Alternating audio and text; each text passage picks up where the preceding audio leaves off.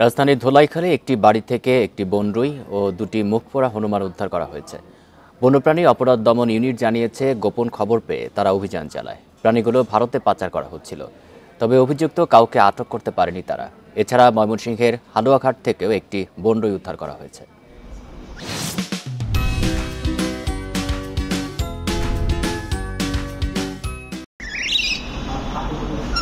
পাচারের জন্য খাঁচায় বন্দি, বনে বাদারে ছুটে বেড়ানো মুখ পোড়া হনুমান, কিন্তু একটুর জন্য রক্ষা পেয়ে গেল। বাচ্চা সহ প্রাণীটিকে উদ্ধার করেছে বন্যপ্রাণী অপরাধ দমন ইউনিট।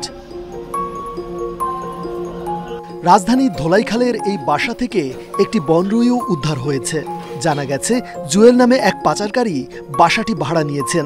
প্রাণীগুলো সাতক্ষীরা দিয়ে ভারতে পাচার করার উদ্দেশ্য ছিল। বান্দরবন থেকে কোনো রুটে চলে আসছে আমাদের। এটার মূল টার্গেট হলো এটা সাতক্ষীরা দিয়ে ইন্ডিয়ার দিকে যাবে, কিন্তু যিনি মূল পাচারকারীর অংশ বা যিনি এই ব্যবসার সাথে ইনভলভ, আমরা তাকে ধরতে পারিনি, কারণ তিনি কয়েকদিন আগে ওই বাসা ভাড়া নিছেন। ভাড়া নিয়ে উনি উঠছেন, ওনার প্রকৃত তথ্য পাওয়া যায়নি, বাট ওনার মোবাইল নাম্বার নেওয়া হয়েছে, আমরা ওনার নাম জেনেছি, আমরা ওনার বিরুদ্ধে মামলা দেব। বন্যপ্রাণী কেনাবেচা, পাচার বা শিকার করা দণ্ডনীয় অপরাধ। এরা প্রভাবশালী হলেও ছাড় দেওয়া হবে না বলে জানায় বন্যপ্রাণী অপরাধ দমন ইউনিট। কোনো বন্যপ্রাণী লালন পালন মানুষের হবি ছিল, অনেক সময় স্ট্যাটাসের পার্ট ছিল। তো এই জায়গা থেকে সরে আনতে আমাদের সবাই মিলে কাজ করতে হবে।